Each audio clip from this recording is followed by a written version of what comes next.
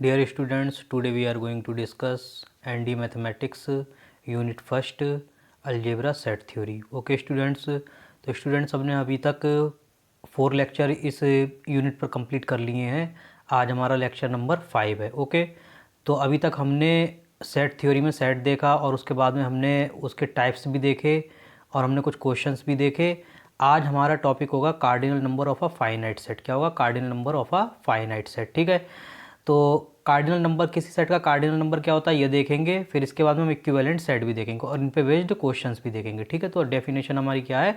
Cardinal number of a finite set ये क्या होती है, इसकी डेफिनेशन पहले देखते हैं। The number of elements of a finite set A is called its cardinal number and it is denoted by N of A. ठीक है, जैसे अगर किसी सेट में जितने एलिमेंट्स होंगे, ठीक है, मान लो किसी सेट में 3 एलिमेंट हैं, 4 एलिमेंट हैं, 5 एलिमेंट हैं। ठीक है, अगर मान लो किसी सेट में, सपोजिट किसी सेट में 5 एलिमेंट है तो उसकी कार्डिनलिटी कितनी होगी? 5 होगी। ठीक है, मतलब उसके कार्डिनल नंबर क्या होगा? उस सेट का 5 होगा। ठीक है, अगर किसी सेट में 4 एलिमेंट है तो उसका कार्डिनल नंबर कितना होगा? 4 होगा। ठीक, ये हम फाइनाइट सेट के लिए देख रहे हैं। ठीक है, और इनफाइनाइट सेट के लिए अलग कार्डिनलिटी होती है, तो उसके बारे में तो फिलहाल एनडी में डिस्कस हम नहीं करेंगे। वो आगे हायर क्लासेस में, हायर जो हम प्रिपरेशन करते हैं, जैसे CSIR नेट गेट वगैरह की जो हम प्रिपरेशन करते हैं उसमें देखते हैं। ठीक है, तो फिलहाल एनडीए में तो हम फाइनाइट सेट के बारे में बात करेंगे, cardinal number of a finite set. ठीक है, तो इसकी डेफिनेशन क्या थी?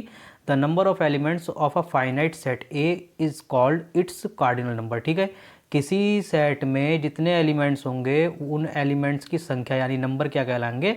क्या कहलाएगा? कार्डिनल नंबर कहलाएगा उस सेट का। ठीक है, और इसको हम दिखाते कैसे हैं? एन ऑफ ए से दिखाते हैं। ठीक, जैसे इस पर एक एग्जांपल देखते हैं।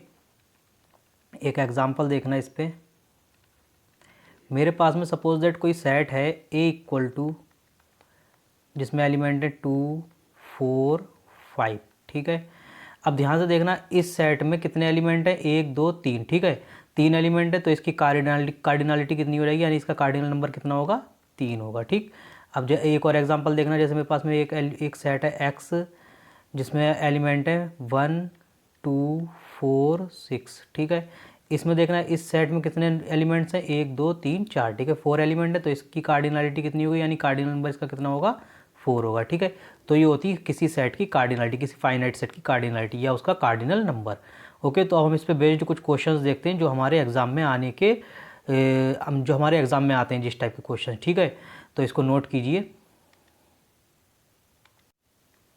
सो स्टूडेंट्स, हमारा क्वेश्चन है if a equal to x such that x belongs to natural number and x is greater than 1 and less than 6 then the n of a is. ठीक है, मतलब इसमें क्या है कि हमारा एक सेट है जिसमें एलिमेंट किसमें? नेचुरल नंबर से बिलोंग करते हैं, और उसमें एक कंडीशन दी है कि जो एलिमेंट्स होंगे वो 1 से बड़े होंगे और 6 से छोटे होंगे। तो इस सेट की कार्डिनलिटी कितनी है, मतलब इसका कार्डिनल नंबर कितना होगा, यानी n ऑफ a कितना होगा? हमारे ऑप्शन है 6 5 4 7। ठीक है, तो हम इस सेट को एक बार, ये मैं सेट बिल्डर फॉर्म में दिया, हम इसको रोस्टर रूप में लिख सकते हैं। ध्यान से देखना कि अगर हम इस a को सही से लिखें तो कितना बनेगा ये? ध्यान से देखना, देखिए 1 से बड़ा नेचुरल नंबर क्या होगा? 2 3 4 5। ठीक है, लेकिन 6 से छोटा लेना है। ठीक, तो ये हमारा सेट कैसा बनेगा? 2 3 4 5। तो इसमें कितने एलिमेंट्स हैं? 1 2 3 4। इसमें 4 एलिमेंट हैं, तो हमारा ऑप्शन नंबर 3 सही है, बाकी सारे ऑप्शन क्या हैं? गलत है। ठीक है, तो इस तरह से हम किसी भी सेट की कार्डिनलिटी चेक कर सकते हैं। ठीक है, ये हमारा क्वेश्चन था। इस पर एक क्वेश्चन और देखते हैं, इसको नोट कीजिए। सो स्टूडेंट्स, हमारा नेक्स्ट क्वेश्चन है if a equal to x such that x belongs to z, यानी x किस में बिलोंग कर रहा है? इस बार इंटीजर के सेट में बिलोंग कर रहा है, और हमें कंडीशन दी है इसमें x is greater than -2 and less than equal to 3। ठीक है, then n of a is. ठीक है, तो हमें इसकी कार्डिनलिटी बतानी है, इस सेट की कार्डिनलिटी कितनी होगी, यानी इसका कार्डिनल नंबर कितना? हमें ऑप्शन दिए 4 6 3 5। ठीक है, तो ध्यान से देखना, हम इस सेट को भी हम रोस्टर फॉर्म में लिख सकते हैं। ध्यान से देखना, हम a को किस तरह से लिख सकते हैं? हम a को लिख सकते हैं इस तरह से कि पहली बात तो x z में बिलोंग कर रहा है और -2 से बड़ा है, तो -2 से जस्ट बड़ा इंटीजर कौन सा होगा? -1, फिर उससे बड़ा 0, फिर 1, फिर 2। क्या 3 लेना है? हाँ, 3 पे इक्वल का साइन है तो 3 भी हमें लेना है, लेकिन 3 से आगे नहीं जाना है। ठीक है, तो इसमें एलिमेंट्स कितने? 1 2 3 4 5। इसमें 5 एलिमेंट्स हैं। ठीक है, कितने एलिमेंट्स हैं इसमें? 5 एलिमेंट्स हैं, तो इसकी कार्डिनलिटी कितनी होगी? 5 होगी। ठीक है, मतलब इसके कार्डिनल नंबर कितना होगा? 5 होगा। बाकी सारे ऑप्शन क्या होंगे? इसके डिस्कार्ड हो जाएंगे। ठीक है, बाकी सारे ऑप्शन इसके डिस्कार्ड हो जाएंगे, हमारा ऑप्शन नंबर 4 सही है। ठीक, अब हम अपना नेक्स्ट टॉपिक देखेंगे इक्विवेलेंट सेट। ठीक है, वेरी इंपॉर्टेंट टॉपिक है वो भी, तो इसको नोट कीजिए। सो स्टूडेंट्स, अब हमारा टॉपिक है इक्विवेलेंट सेट्स। ठीक है, इक्विवेलेंट सेट क्या होता है? ठीक, तो ध्यान से देखना, two finite sets A and B are said to be equivalent if they have the same cardinal number. ठीक है, मतलब दो सेट कब इक्विवेलेंट होते हैं? दो सेट तब इक्विवेलेंट होते हैं जब उनके कार्डिनल नंबर सेम होंगे, मतलब उनमें सेम नंबर ऑफ एलिमेंट्स होंगे। ठीक है, अगर मान लो कोई हमारे पास में सेट ए और सेट बी हैं, ठीक है, तो 5 एलिमेंट्स इसमें, तो 5 एलिमेंट्स इसमें भी होने चाहिए। ठीक है, अगर 6 एलिमेंट्स इसमें, तो 6 एलिमेंट्स इसमें भी होने चाहिए, तभी ये दोनों क्या होंगे, तभी जा करके ये दोनों इक्विवेलेंट होते हैं। अच्छा, यहाँ पे कंडीशन एक बात ध्यान देखना, इसमें इक्विवेलेंट केस में सेम एलिमेंट, मतलब नंबर ऑफ एलिमेंट तो सेम होने चाहिए, मतलब जितने एलिमेंट्स ए में उतने एलिमेंट्स बी में भी होने चाहिए। ठीक है, मतलब कार्डिनलिटी दोनों की सेम होनी चाहिए, लेकिन इसमें ये ज़रूरी नहीं कि उन दोनों सेट के जो एलिमेंट्स हैं वो एक जैसे ही हों, मतलब जो एलिमेंट इसमें बिलोंग करे वही एलिमेंट इसमें बिलोंग करे। ठीक है, तो ऐसा कोई ज़रूरी नहीं है, वो इक्वल सेट की बात होती है, वो इक्वल सेट के बारे में बाद में डिस्कस करेंगे, अभी हम इक्विवेलेंट सेट यहाँ पर डिस्कस कर रहे हैं। ठीक है, तो ध्यान से देखना, इसका एक एग्जाम्पल ले लेते हैं हम। ध्यान से देखना, जैसे कि मेरे पास में दो सेट हैं, ए इक्वल टू है 1 2 3 4। ठीक है, एक ये सेट है, और एक मेरे पास में बी इक्वल टू है कितना, ए बी सी डी। ठीक है, अब दोनों सेट में देखना, इसमें कितने एलिमेंट हैं, 1 2 3 4। ठीक है, तो कार्डिनलिटी ऑफ, हम अगर ए की कार्डिनलिटी देखें यानी कार्डिनल नंबर देखें, इसका तो कितना 4 है।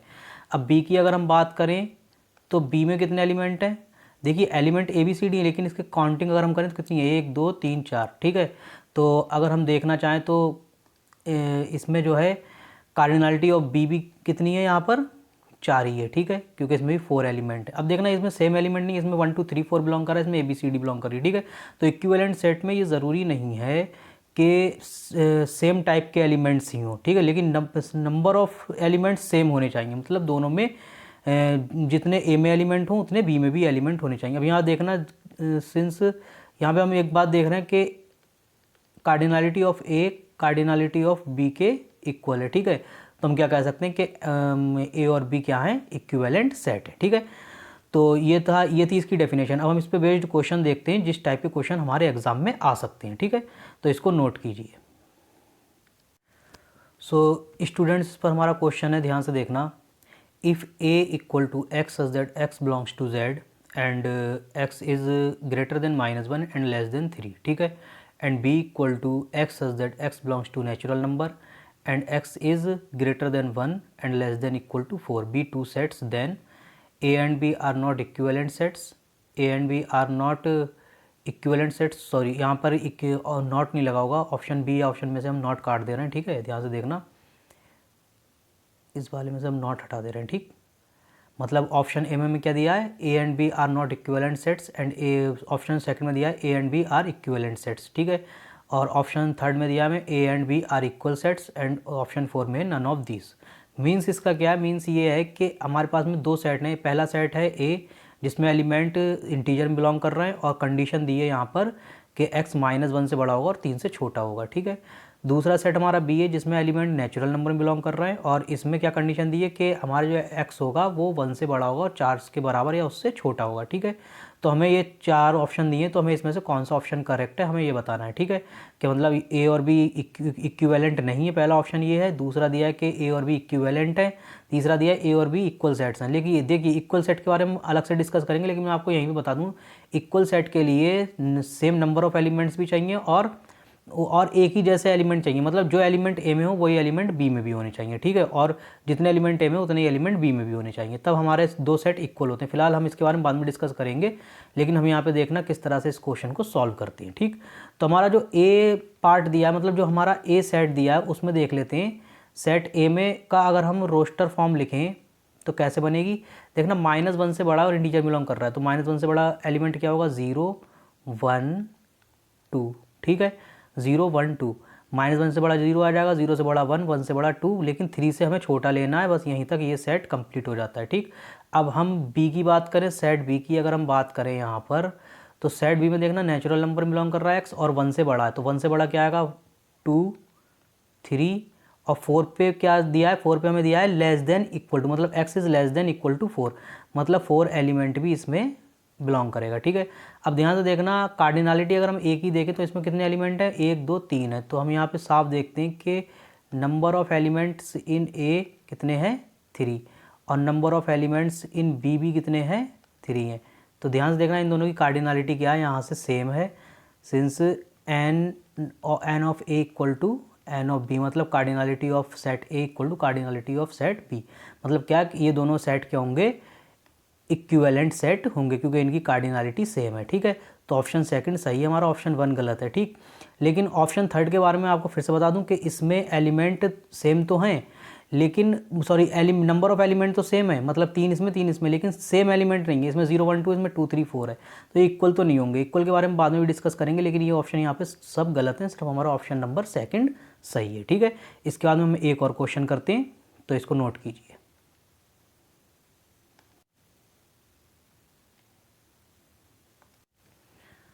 सो स्टूडेंट्स हमारा नेक्स्ट क्वेश्चन है, इसमें दो सेट दिए, ध्यान से देखना। If A equal to x belongs to x as Z, x belongs to natural number and x is greater than 2 and less than equal to 5, okay.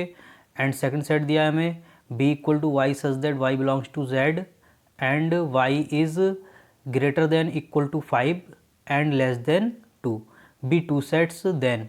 तो हमें दो सेट दिए, एक सेट ए दिया एक सेट बी दिया, उस पर कंडीशन भी दी है। ठीक है, तो हमें ये बताना है इसमें कौन सा ऑप्शन सही है। ऑप्शन दिए इसमें A and B are not equivalent sets, मतलब ए और बी इक्विवेलेंट सेट्स नहीं है। जो दूसरा ऑप्शन है A and B are equivalent sets, मतलब ए और बी इक्विवेलेंट सेट हैं।